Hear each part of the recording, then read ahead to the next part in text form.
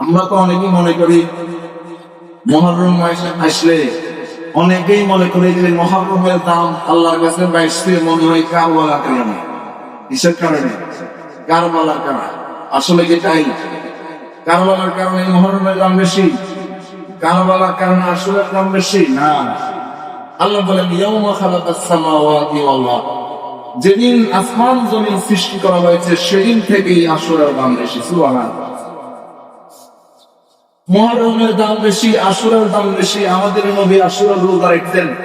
বলেন তো দেখি, হযরত হুসাইন শাহাদাত বরণ করছেন আমাদের নবী থাকা অবস্থায় বা কেন্দ্রে গেলেন অনেক পরে। বুঝতেছেন না? মনে অনেক পরে, অনেক পরে।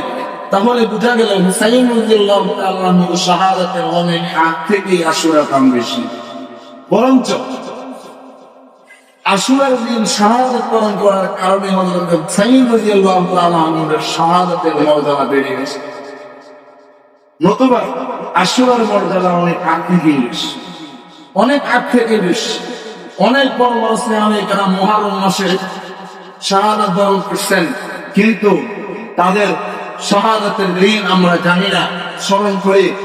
অথচ হযরত হুসাইন রাদিয়াল্লাহু তাআলা আনহু শাহাদাত বরণ করার কারণে ওনার শাহাদাতের ঘটনা, কারবালার ঘটনা আমাদের হৃদয় নাড়ে, আমাদের প্রত্যেকের স্মরণ থাকে, বিশেষ করে যখন মুহররম মাস আসে। কারণ ওনার শাহাদাতের দিনটা ছিল আশুরার দিন। কোন দিন? আশুরা। ভাই স্পষ্ট দেখো, বলতেছিলাম আশুরার তাৎপর্যের কথা। আশুরার মর্যাদা অনেক আগ থেকেই বেশি। কিতাবের ভিতরে এসেছে পৃথিবীর ইতিহাসে অনেক বড় বড় ঘটনা আল্লাহর পক্ষ থেকে সম্পাদিত হয়েছিল এই মুহররমের 10 তারিখ আশুরার দিন। কিতাবের ভিতরে লেখা হয় এই মুহররমের 10 তারিখ আশুরার দিন আল্লাহ আসমান জমিন সৃষ্টি করেছেন। সুবহানাল্লাহ। পৃথিবী সৃষ্টি যেদিন হয়েছে ওই দিনটা ছিল মুহররমের 10 তারিখ আশুরার দিন। আবার এই পৃথিবী যেদিন আল্লাহ ধ্বংস করে দিবেন, কিয়ামত সংঘটিত হবে, ওই দিনটাও হবে মুহররমের 10 তারিখ বা আশুরার দিন। আশুরার দিনের মর্যাদা আল্লাহর কাছে অনেক বেশি। সর্বপ্রথম আসমান থেকে রহমতের বৃষ্টি যখন যেদিন বর্ষিত হয়েছিল ওই দিনটা ছিল মুহররমের 10 তারিখ তথা আশুরার দিন। যিনার মাধ্যমে আমরা সকলেই পৃথিবীতে আসলাম। আমাদের সকলের আদি পিতা হযরত আদম আলাইহিস সালাম, ওনাকে আল্লাহ সৃষ্টি করেছিলেন এই মুহররমের 10 তারিখ তথা আশুরার দিন। সুবহানাল্লাহ।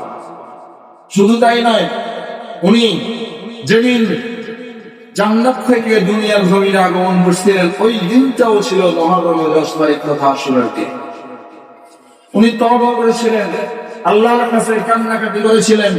ওনার তওবাটা আল্লাহর কাছে যেদিন কবুল হয়েছিল ওই দিনটাও ছিল মুহররমের 10 তারিখ তথা আশুরার দিন। সুবহানাল্লাহ। শুধু তাই নয়, পয়গম্বর নূহ আলাইহিস সালাম, আমরা সকলেই জানি মুহাপ্লাবলিয়া কওমে নূহকে, নূহ নবীর জাতিকে আল্লাহ ধ্বংস করে দিয়েছিলেন। নূহ নবী সহ নূহ নবীর জাতি যারা ঈমানদার ছিল, এদের নৌকা যেই দিন জুরি পাহাড়ে গিয়ে অবস্থান করেছিল ওই দিনটাও ছিল মুহররমের 10 তারিখ তথা আশুরার দিন। এভাবে পয়গম্বর আইয়ুব আলাইহিস সালামের রোগ মুক্তির দিনটাও ছিল আশুরার দিন। পয়গম্বর ইউনূস নবীর মাছের পেট থেকে মুক্তি পাওয়ার দিনটাও ছিল আশুরার দিন। পয়গম্বর ইব্রাহিম আলাইহিস সালাম আগুনের গুড়গুড়ি থেকে মুক্তি পাওয়ার দিনটাও ছিল আশুরার দিন। পয়গম্বর মূসা ফেরাউনের কবল থেকে মুক্তি পাওয়ার দিনটাও ছিল আশুরার দিন। পয়গম্বর ঈসা যখন আল্লাহ যেদিন জমিন থেকে আসমানে উঠিয়ে নিয়েছিলেন ওই দিনটাও ছিল মুহররমের 10 তারিখ তথা আশুরার দিন। সর্বশেষ হযরত হুসাইন রাদিয়াল্লাহু তাআলা আনহু কারবালার ময়দানে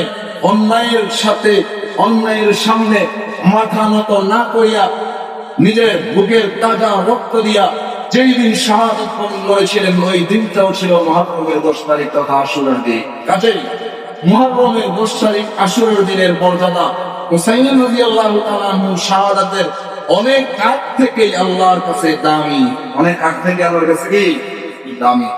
ভাই ও বুজুর্গ, এই জন্য সর্ব অবস্থা আশুরার তাৎপর্যের দিকে লক্ষ্য রাখতে হবে।